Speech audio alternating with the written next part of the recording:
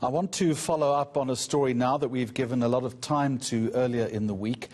The Road Freight Association calling for President Ramaphosa's urgent intervention to prevent more attacks on trucks in the country. The association's chief executive, Gavin Kelly, saying the attacks are threatening South Africa's economic recovery post-COVID-19. And that's the point I want to pick up right now. How seriously impacted is our economy right now, and could it be if the situation continues? Owen Nkomo is with me now from Inkunzi Wealth Group. Owen, good afternoon to you.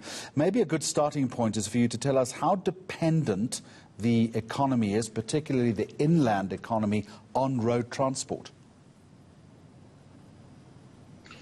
Good afternoon, Jeremy, and good afternoon to the viewers as well. It certainly is a big participant in the economy, does contribute billions and billions of rands to the fiscals, and I do think that it's one of those sectors that have got even more potential to contribute more if, if the economy starts moving in the right direction, if the economy starts picking up pace, and if the rest of the continent does pick up pace, the sector has a potential to be a very significant contributor to the economy, and I think it's quite unfortunate what is going on at the moment.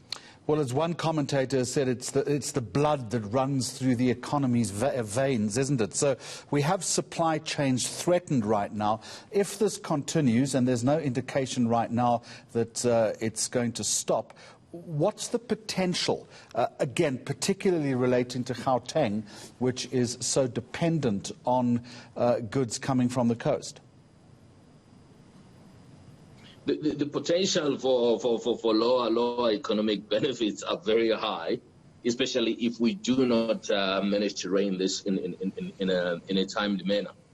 You're talking about thousands of trucks coming into Gauteng and the other provinces as well around the country, carrying goods that we need. You're talking about guys bringing oil from the sea, fuel, and a whole lot of other things that are distributed through this network.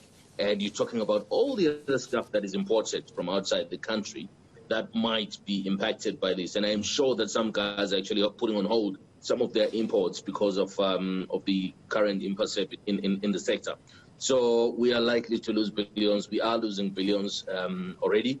And I guess it's one of those things that we think that the government and the industry participants need to urgently look at before it worsens. Otherwise, it's just gonna continue to be a challenge for the foreseeable couple of weeks before Christmas. All right.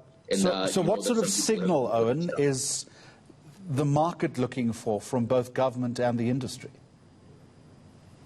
Look, if I can maybe answer your question differently, I think what this strike is, in our view, when we're talking in our meeting rooms, we're saying that this strike is just but a sign of the social unrest that we can expect to continue to permeate in the country because of the poor economic environment we're in. And people are obviously complaining, about the lack of job creation. They are, they're worried that their jobs are threatened, particularly by foreigners.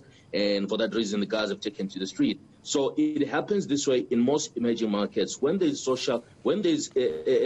economic challenges, people tend to go to the street, and this is what we are seeing at the moment. And we are hoping that the government will partner with the trucking industry and find a solution that will be long-term, because we want certainty that, we can plan and expect that things will be normal in this industry. We need every cent that we can get. We are worried that if it's protracted, we are just prejudicing the revenue base of the country even further.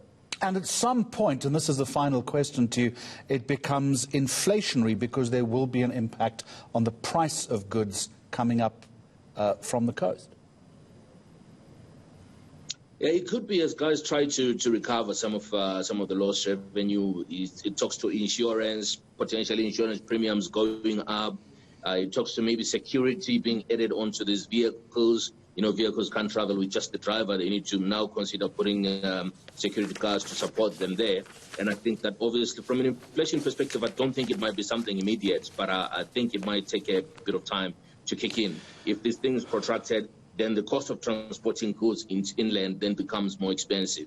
But we are hoping that this gets nipped in the bud and the right balanced solution gets found by both the government and the private participants in this dispute. And certainly before more lives are lost. From the Inkunzi Wealth Group, Owen Nkomo, thank you very much.